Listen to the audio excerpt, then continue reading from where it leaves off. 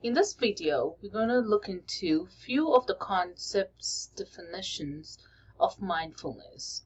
The first definition is by Jon Kabat-Zinn, the pioneer of mindfulness research. Jon Kabat-Zinn founded the Center of Mindfulness, and Jon says about mindfulness mindfulness is the awareness that arises by paying attention on purpose in the present moment and non-judgmentally. And I want to bring your attention to that last piece, non-judgmentally.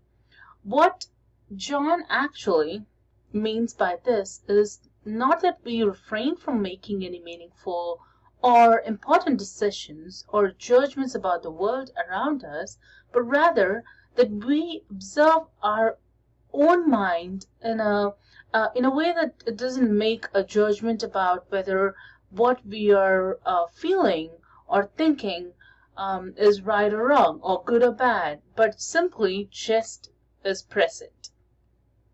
So with the demand of our modern world and things that are happening around us, it's important to have that balance.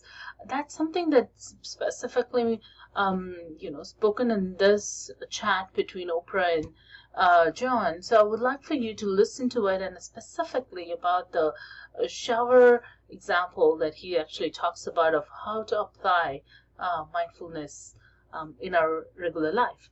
So the next definition comes from Shauna Chapro. She is a leading researcher in the science of mindfulness. So Shauna says mindfulness is the awareness that arises out of intentionally paying attention in an open, kind, and discerning way. Now notice again that open, kind, and discerning suggests that we are not rigidly forcing our minds to pay attention all the time to something that we intend to pay attention to, but rather that we are present in the moment and not forcing ourselves, including forcing ourselves not to mind wander.